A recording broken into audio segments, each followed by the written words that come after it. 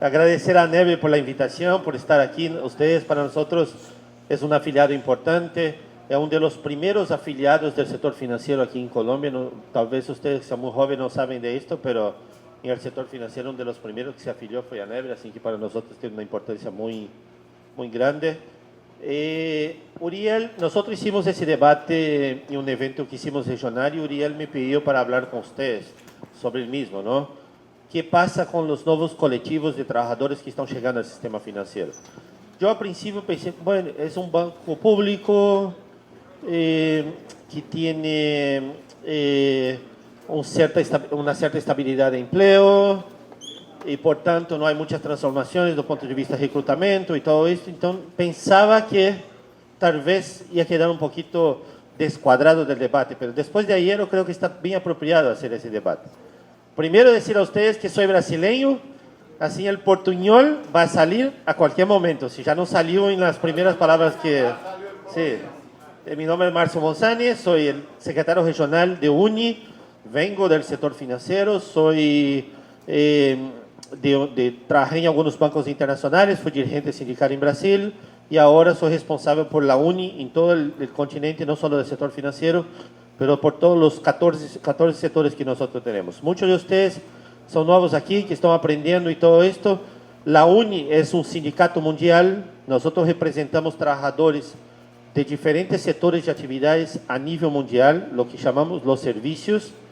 De entre estos sectores tenemos el sector financiero, pero también tenemos el sector de retail, tenemos el sector postal, tenemos el sector gráfico, el sector de servicio a propiedad, como los trabajadores de limpieza, los guardas de seguridad, los profesionales de televisión, todas las personas que no están frente a cámara.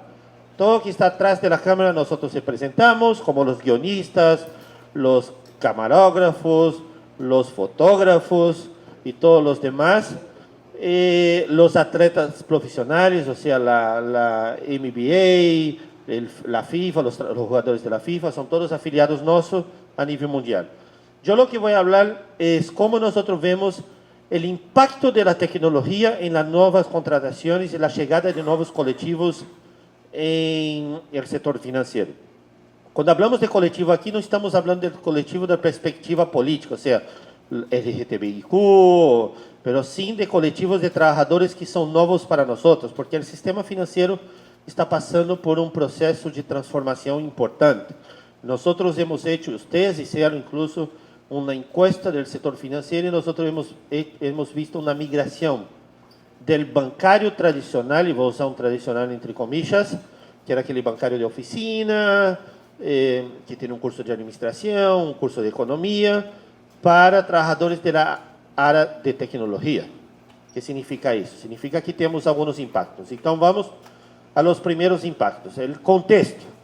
Cuando nosotros buscamos en la agencia de contratación quiénes son los nuevos colectivos y cuáles son las principales ofertas de empleo del sector financiero, vemos esto. Experto en ambiente social y gobernanza, ESG, es el primero, que hace mediciones, más que nada, que tiene que mirar el impacto de la actividad financiera y cómo eso impacta socialmente el medio ambiente o cómo eso influencia la gobernanza de un país. Experto en criptoactivos, o sea, cómo manejar el tema de las criptomonedas, cómo evitar fraude, cómo evitar los esquemas de pirámide. Experto en ciberseguridad financiera, outro tema que tem a ver com a tecnologia, como evitar que os golpes aconteçam dentro do sistema financeiro. Expertos em análise de dados, ou seja, como analisamos e ofertamos o produto financeiro a partir da informação que temos de los clientes que temos, mas também da população em geral, como tomamos a data que está disponível e que as grandes empresas de dados estão coletando todos os dias, muitas sem nossa autorização, a maioria sem nossa autorização, entrega às empresas, como se transforma isso em uma oferta de produto. Gerente de cliente digital, ou seja, um cliente que nunca vai a uma oficina bancária, então tem que ter um gerente para atendê-lo e oferecer o serviço bancário. Experto em regulação financeira, com especial atenção em fintech. Vocês sabem que são fintechs, me imagino, não? São todas as empresas financeiras conectadas com a tecnologia, ou seja, que não têm necessariamente oficinas bancarias, que toda la relación con el cliente se da en el multiverso, o sea, a través del espacio cibernético. Isso é bem resumido, tem muito mais detalhes sobre fintech.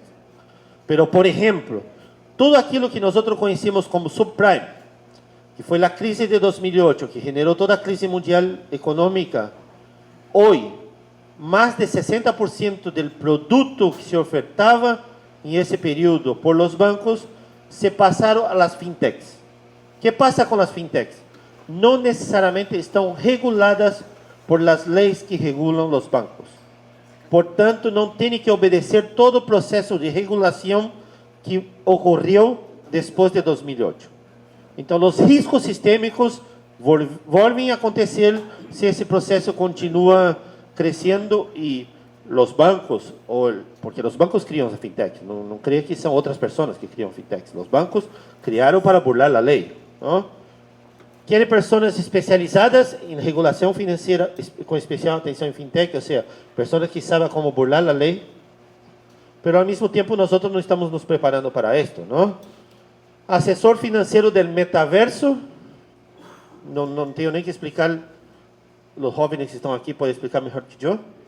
Especialista de inclusão financeira em contexto da digitalização. Como vocês podem ver, e a próxima, por favor. Não, passo. A característica é o foco em tecnologia. Ou seja, as novas contratações têm um foco muito grande em trabalhadores que vêm do setor tecnológico. Com escolas de engenharia de tecnologia. Que há nas escolas de engenharia de tecnologia? Homens brancos. Que não há nas escolas de engenharia e tecnologia, mulheres e diversidade. Certo? Então, aí, outros problemas.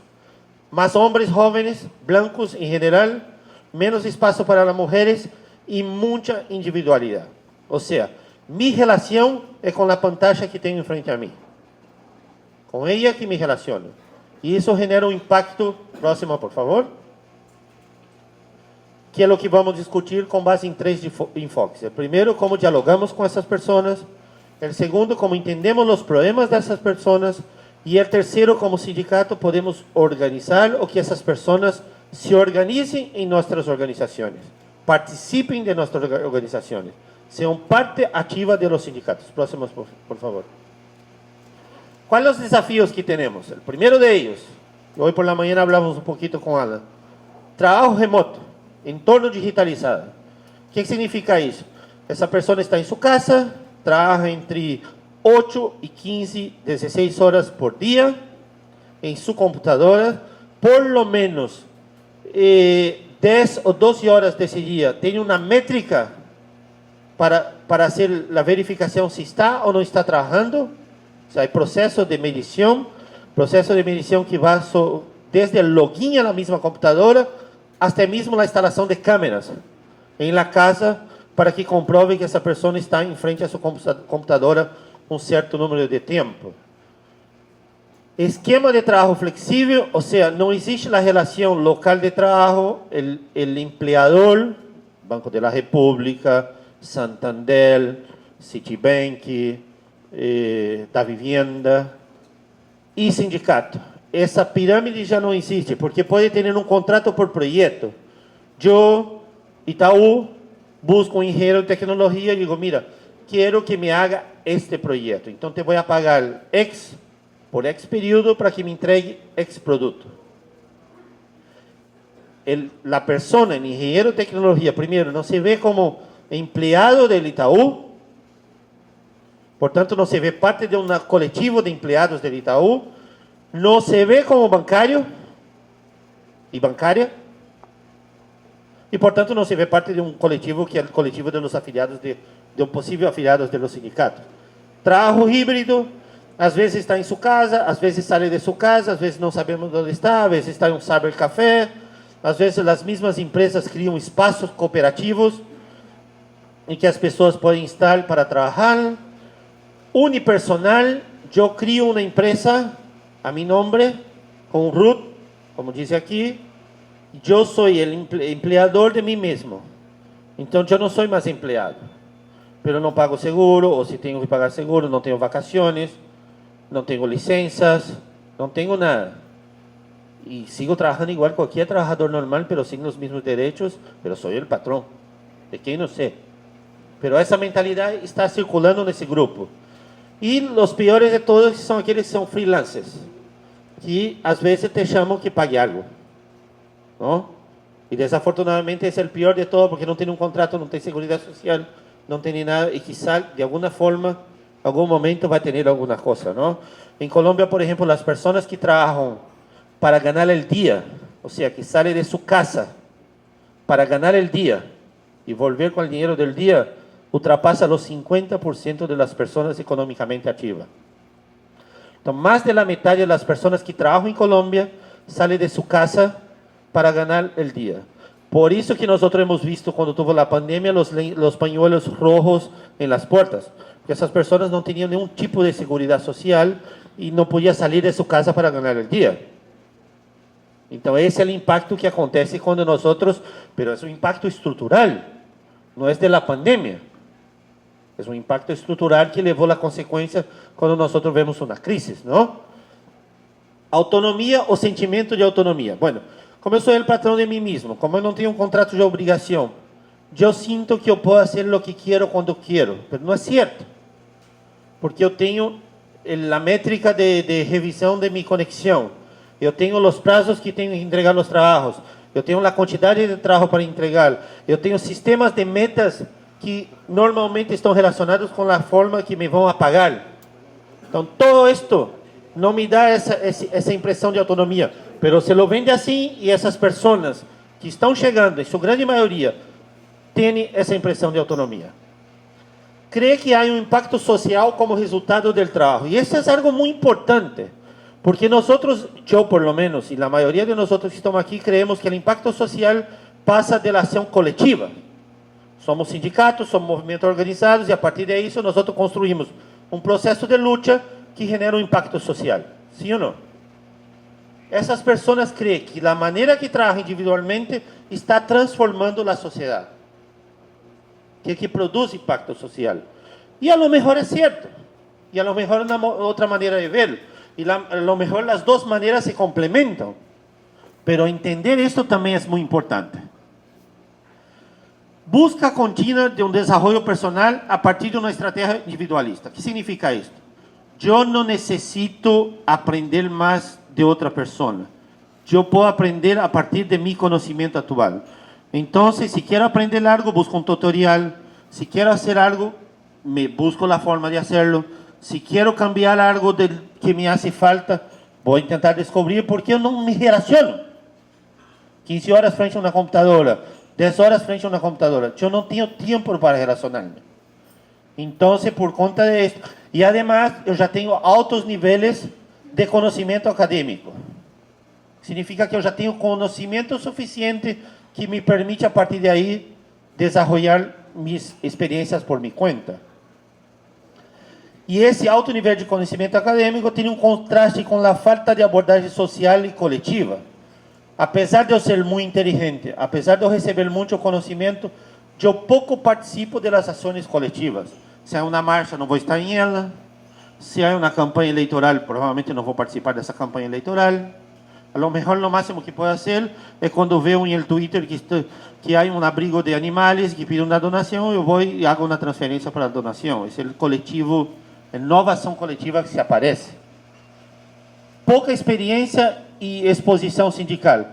No conoce los sindicatos. No damos como ciertos que va a venir una asamblea y va a entender todo el proceso burocrático de esa asamblea. Por eso yo digo que ayer estuvo clarito que era importante hacer esto. Las nuevas y los nuevos trabajadores del sector no entienden los procesos burocráticos que tenemos. Y a ellos les cuesta entender esos procesos burocráticos. É aburrido, y convenhamos, é aburrido. Leer la ata como leo é aburrido. ¿Sí o no? Hay cosas mucho más interesantes que hacer. Los debates son difíciles. Las personas, los sindicalistas en general, como yo, como ustedes, hablamos demasiado. ¿Sí o no? Estoy diciendo una mentira.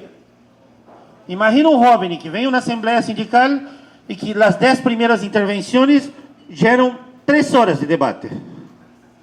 Se quieren pegar un tiro en la cabeza y decir, mira, ya, Pasa en todos los sindicatos, sin excepción. Así que los jóvenes que están aquí no piensen que es un problema de ANEBRE, porque pasa en todos los sindicatos. Ya les digo esto, que es parte del debate que tenemos que hacer. Próxima, por favor. ¿Y qué hacer? ¿No? Primero, escuchar. Mi abuela decía, tenemos una boca y dos oídos, porque tenemos que escuchar más y hablar menos. Y el movimiento sindical se llama técnica 70-30. Cuando va a hablar con un trabajador o con una trabajadora, cuando va a construir un diálogo para una lucha social, tiene que hablar 30% y escuchar 70%. Por tanto, su diálogo con el trabajador tiene que llevar a entender lo que está pasando del otro lado.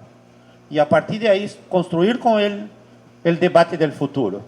Y aquí tenemos la primera inversión que es importante. Eso que estoy hablando todo es con base en la experiencia que tenemos con estos grupos nuevos de trabajo. No es que Marx inventó esto, ¿no? La primera inversión. Los grupos nuevos de trabajo tienen una inversión de lo que es problema y lo que es perspectiva. Para nosotros el problema es el contrato, es la defensa de la negociación colectiva, es el derecho. Pasamos todo un día ayer hablando de esto. Esto para esos trabajadores es perspectiva. Quizá eu vou ter um contrato coletivo. Quizá eu vou ter esse direito que estão falando. Pero o problema para eles é o medo. O medo da transformação que está acontecendo, que é muito rápido e que estão vivendo e que estão experimentando. O medo de que a inteligência artificial le vai a tomar seu trabalho. O medo que o banco não vai necessitar mais essa função. O medo que não vai ter a capacitação necessária para poder responder a essa transformação. Esse é o problema atual. Y nosotros seguimos trabajando con el problema a partir de lo que tenemos. El contrato colectivo, la negociación colectiva, si vamos a conseguir 7%, 8%, 12%. Entonces, la primera parte es entender esa inversión entre miedo y problema y perspectiva e intentar encajar dentro de esto lo colectivo. Pero tampoco podemos saber, porque no es lo mismo los trabajadores nuevos que están llegando a ANEBRE con los trabajadores nuevos que están llegando a Itaú. Son grupos totalmente diferentes. Entonces tenemos que hacer un debate a partir de aquello que nosotros llegamos a él, dialogar en su propio idioma. Esa es la parte de escuchar. Elimina el sindicales, elimina la asamblea que va a leer la ata. ¿Qué es fácil? Solo enviar, por ejemplo, la asamblea a todos, es decir, ustedes recibieron la asamblea, la ata, alguna observación, sí, tenemos 3, listo, se acabó, no hace falta leerla. Todos recibieron por correo, leyeron y ya está, en 30 segundos, pero no empezar la discusión con el sindicato, con la protección del convenio, porque el SBP, porque los hijos del sindicato ex que estão sendo criados aqui dentro, porque isso vai minimizar a luta coletiva, porque Marx, desafortunadamente, tem uma experiência muito interessante aqui. Eu fui ao, como chama em Cali, o portal de resistência, que tem na mano. Portal de la Resistencia, ¿quién es de Cali acá? ¿Dónde está la mano? ¿Dónde tuvo toda la movilización durante el estallido? Bueno, esto. Estuve ahí hablando con los chicos que salieron de la comunidad que está al otro lado de la calle para hacer el enfrentamiento con la policía. Llevamos un grupo de sindicalistas y estuvimos todos conversando ahí. Y yo pregunté, ¿por qué ustedes no están participando con los otros movimientos de jóvenes? Pregunté a los chicos que estaban ahí, muchos de ellos en situación muy vulnerable. Algunos incluso dejaron de vender drogas para participar de la movilización, para que tengan una idea del impacto que tuvo la movilización en la vida de esos chicos. Les dieron significado más allá de que era ser una mula que vendía droga en una esquina, ¿no? Y me dijeron, no, es que llegaron acá, después que nosotros habíamos enfrentado a la policía, después que nos dieron palo, que nos dispararon y todo eso, y dijeron, jóvenes, académicos, universitarios, ¿ustedes ya leyeron Marx? Vamos a hacer una rueda para leer Marx. Y nosotros los echamos también. O sea, el diálogo tradicional que teníamos, sindicales, de lucha, de los años 80, de los años 90, ya no sirve más. Mejor hacer un debate de uno a uno, un debate horizontal, menos informal, menos burocrático, escuchar de ellos, hablar de las experiencias, como estão cambiando sua vida, como estão aportando, por que tem esse entendimento de que hace a transformação social, o que passa com essas pessoas que estão chegando agora, quais são suas preocupações, quais são suas metas de vida, que problemas comuns podemos identificar dessas conversações, não? Porque, a ver,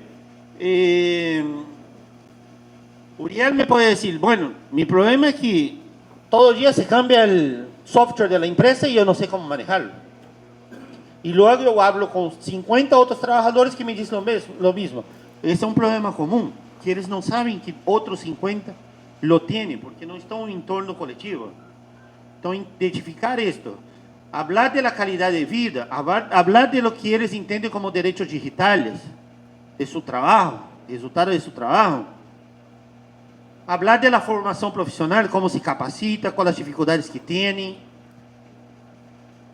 cómo él se siente cuando hay esas transformaciones del software, cuando se cambia la tecnología, qué parte de la decisión tienen ellos. Cuando tenemos esto, podemos ampliar la información y ahí sí, identificamos un grupo de problemas y ahí ponemos encuestas, por ejemplo. Llegamos a esas personas con encuestas, les preguntamos, ¿qué a ustedes parece sobre ese tema? ¿Qué a ustedes parece sobre aquel tema? Y dejar que eles hablen y se acerquen a nosotros, a partir de la impresión que tienen ellos, ¿no? Y ahí hay técnicas para hacer esto, foros, chats, grupos virtuales. Una cosa que yo siempre costumo decir, acuerda que los jóvenes de hoy pueden hacer más de una cosa al mismo tiempo. Nosotros tuvimos una experiencia que estaba comentando esto con Alejo hace poco. Nosotros tuvimos una experiencia diferente de los jóvenes de hoy. Nosotros, para hacer nuestro trabajo, teníamos que memorizar todo, porque no había la respuesta inmediata. O sea, me imagino que cuando la doctora empezó, tenía un montón de libros, o tenía que saber las leyes de corazón, porque sabía que el artículo este decía tal cosa. Hoy no.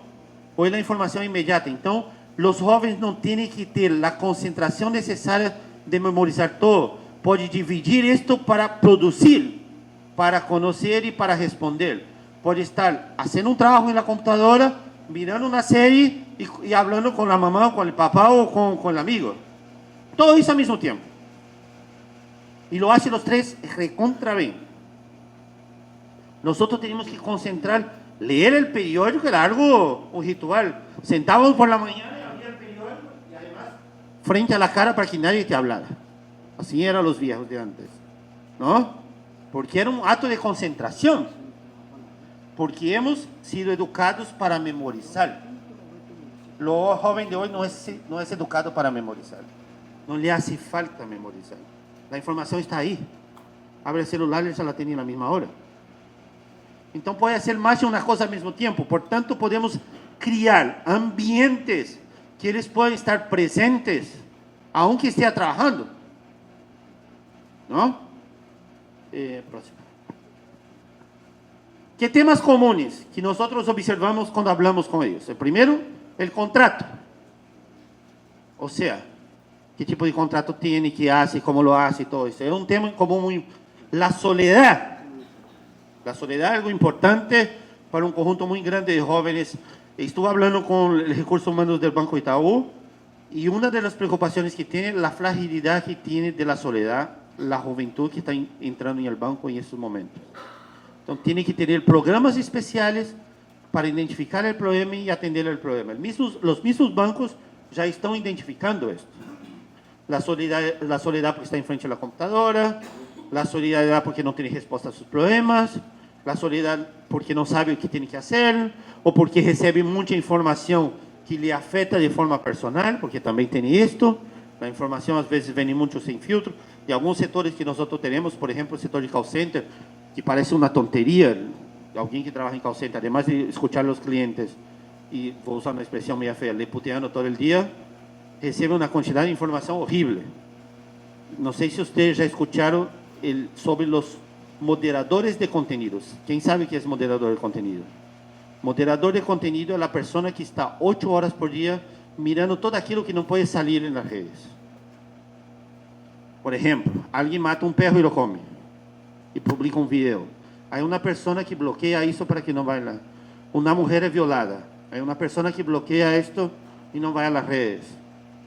Esto genera un nivel de estrés, un nivel de impacto psicológico que es mucho mayor, por ejemplo, que un profesional de una sala de urgencias de un hospital. Sin la misma rede de apoyo que tiene un profesional. Porque esas personas muchas veces están trabajando desde su casa, sola. Entonces, todo eso tiene que ver con el tema de la sociedad, el trabajo híbrido, que tiene conexión con esto, los cambios tecnológicos, la capacidad de participar de decisiones, cuando la empresa hace transformaciones, las transformaciones están cada vez más rápidas. Nosotros hace una década decía, en los próximos 5 años, hace 2 años decía, en el próximo año, y ahora decimos, mañana. Mañana hay algo diferente. Entonces, ¿cómo yo puedo decidir en aquello que trabajo? Eso genera frustración, eso genera preocupación, ansiedad, salarios y otros derechos. O sea, aunque aparentemente me pagan 3 millones de pesos para hacer un proyecto y que me parece bien, pero cuando nosotros hacemos, bajamos, eso no tiene vacaciones, no tiene tiempo de ocio, no tiene seguridad social, si se enferma no va a recibir. Entonces, tiene otros factores que empiezan a contar que esos 3 millones de pesos, la verdad, no es nada. Y no tiene los otros derechos que compensan la diferencia, ¿no? La propiedad intelectual, la propiedad personal, los bienes y equipos de trabajo, o sea, si lo que crío es mío o es de la empresa, cómo lo manejamos esto, o sea, que parte de eso tengo derecho a decir que es mi autoría. Si yo tengo que establecer toda una estación de trabajo en mi casa, ¿quién va a pagar por esto? Yo voy a pagar por eso, la empresa me va a apoyar. Entonces, hay debates que aparecen en esa discusión. Las metas y principalmente la relación de las metas con el algoritmo y el pago de su salario. ¿Quién define eso? El algoritmo no es un acto de magia. Alguien lo define, cierto, y yo creo que Débora va a hablar sobre eso, así que no me voy a extender mucho, pero define un parámetro y ese parámetro empieza a medir. Entonces, alguien puede influenciar para más o para menos el resultado de mi salario al final de mes. No, próximo, por favor. Y ya estoy por terminar. Y ahí entramos, ¿cómo organizamos a esa gente? Ya lo escuchamos, ya sabemos que tienen problemas, ya sabemos que eles tienen cosas que contar, ya sabemos que se aburren con el sindicalés y con la metódica que nosotros tenemos. Entonces, ¿cómo transformamos esto? Y esas son ideas. Comunidades virtuales o físicas, o sea, eles necesitan de entornos colectivos. Tenemos que generar entornos colectivos para que esas personas trabajen, para que esas personas participen, para que esas personas puedan conversar con sus pares y puedan entender los problemas junto con sus pares. Grupos colaborativos y cooperativos de trabajo, como eu dije. Está sola, hay una transformación.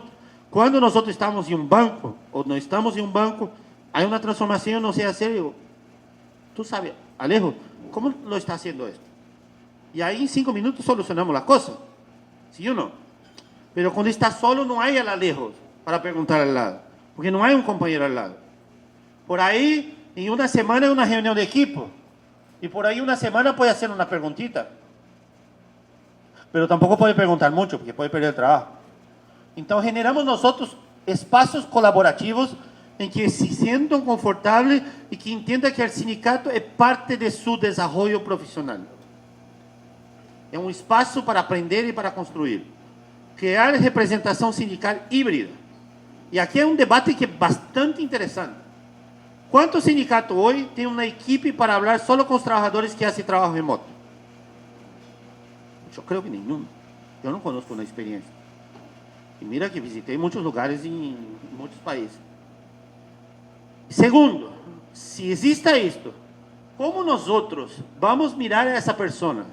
Hay un paro, hay una marcha, pero Alan no puede ir porque Alan es responsable por hacer el trabajo virtual. Alan está sentado en la computadora. Estoy seguro que todos los compañeros de Alan, cuando volver al sindicato, no, este ahí no trabaja, se queda todo el día en la computadora. No lo reconoce eso como nación sindical, porque no participó de la marcha, no participó de una huelga. Entonces, ¿cómo nosotros podemos cambiar nuestra mentalidad para que podamos crear espacios sindicales híbridos? Que las personas puedan llegar al sindicato más allá de la marcha, más allá del hablar con el representante que está en el local de trabajo. Ese es un trabajo importante y un trabajo que tenemos que hablar nosotros mismos para convencernos de que aquel que va a estar frente a una computadora, hablando con personas que están en su casa, está trabajando, está haciendo aseo sindical, ¿no? Modelos de convenios colectivos digitales. ¿Qué es esto? Me explico un poco porque es un poquito raro, ¿no? Hoy nosotros, ¿qué hacemos? Tomamos el convenio colectivo y ponemos en la página del sindicato. Y aquel que quiere lo ve ahí. Pero si yo soy un trabajador que no me siento parte de un sindicato, que no me siento sindicalizado, tampoco me siento trabajador. Pero, ¿y qué pasa? ¿Por qué será que existe el derecho de desconexión que yo puedo desconectar? Trabajo para el Banco de la República, me meto en el site de ANEP, no lo voy a leer la convención colectiva. Pero si tiene un site de búsqueda que yo pongo derecho a desconexión, me aparece ahí, ya lo leí. Porque el convenio fue digitalizado para hablar con personas que tienen la lenguaje digital. Yo no tengo que mirar toda la convención, yo no tengo que leer 200 páginas, yo no tengo que leer toda la parte burocrática que tiene la convención, que dice que los permisos, que eso, que aquilo, porque até llegar los derechos para leer. Pero si lo pongo ahí, mira, vacaciones, y dice, mira, los trabajadores del Banco de la República sindicalizada tienen tantos días de vacaciones, esto, ya está. Entonces, esto es convertir a un modelo digital, convenio que tenemos, para que el trabajador tenga acceso rápido a la información que quiere de forma rápida, porque así funciona. Próxima, por favor. Preparación de nuestros líderes sindicales. Y aquí va a empezar el... Entender sobre el mundo digital. Nosotros no entendemos. Yo no entiendo. Yo creo que son pocos los sindicalistas, los líderes sindicales que tienen clarito toda la transformación que aconteceu en el universo digital. Porque hemos envejecido. O sea, la renovación sindical es muy lenta. Alan, por ejemplo, para el universo sindical es un presidente joven. Bastante joven. 40 ahí. 45. Para el universo sindical es bastante joven. ¿No? Para que entienda. Y tiene 45. Entonces, nosotros entender la lenguaje digital es muy complejo.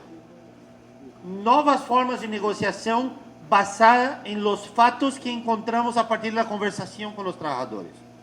Entonces, nosotros entendemos que existe un conjunto de problemas que son colectivos, que alcanzan un universo muy grande, de trabajadores. Nosotros, entonces, vamos a utilizar ese modelo para negociar. Ese es un punto bastante interesante, porque normalmente hacemos lo contrario. Nos juntamos en la junta, decimos, mira, ese es el pliego, y después vamos a hablar con los trabajadores para convencerlos que el pliego es este. Y luego vamos a hablar con la empresa. Es hacer un paso atrás, porque nosotros ya hicimos un primer paso, que es ir al local de trabajo y hablar con los trabajadores para entender los problemas de ellos. Pero esos trabajadores no están en el local de trabajo. Entonces, buscar esos hechos, todo lo que nosotros encontramos y transformar eso en una negociación es la forma de atraerlos para llegar al sindicato. Abordar temas como inteligencia artificial, fintech, plataforma, algoritmos, todos esos temas que tienen que ver con la vida de ellos, pero a partir de la perspectiva de ellos. Saber crear y administrar comunidades digitales. Yo no tengo la menor idea cómo funciona esto, pero necesitamos gente que sabe hacerlo, que puede conversar y que puede generar espacios de debate, espacios de participación. Conocer la lenguaje digital. ¿Alguien sabe qué significa conocer la lenguaje digital? ¿Quién acá asistió la serie Adolescente? Levanta la mano. Me gusta usar ese ejemplo. ¿Nadie asistió la serie Adolescente? Levanta, sin vergüenza. La serie Adolescente. Mira, los jóvenes asistieron, los viejitos no. Recomiendo asistir. El papá, hay un asesinato. Hay un asesinato. Y el papá de una escuela, en un entorno escolar. Y el papá de un de los alumnos es el policía que está investigando. Y busca investigación de un lado, busca investigación de otro, y no entiende nada. Y el hijo llega y, papá, ustedes no están entendiendo absolutamente nada. Esta es una lenguaje digital. Y él ha hecho esto, esto, eso, por estas razones, porque esto que estaba pasando en el universo digital. Y es como si una luz, ¡pum! ¡Wow! Es eso que falta a nosotros, tener a alguien que nos diga, para un poquito, porque no entendemos nada. Y empecemos a entender.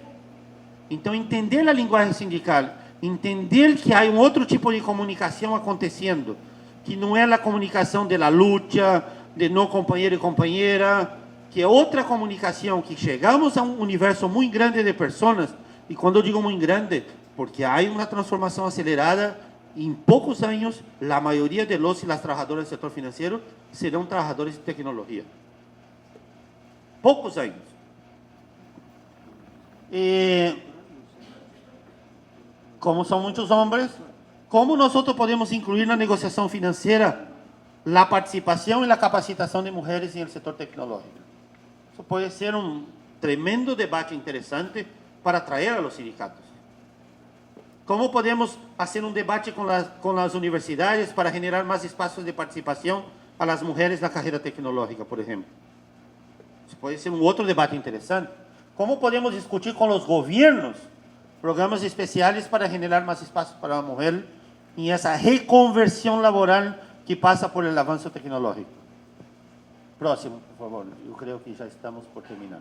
Bueno, essa era um pouquinho de la experiência que temos. Espero que sirva para vocês de alguma forma.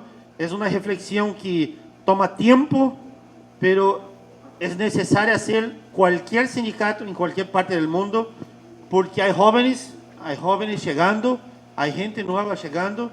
Essa gente nova vai ser o futuro de los sindicatos ou vai ser o futuro sem los sindicatos. Eu prefiro que seja o futuro com los sindicatos. Muchas gracias.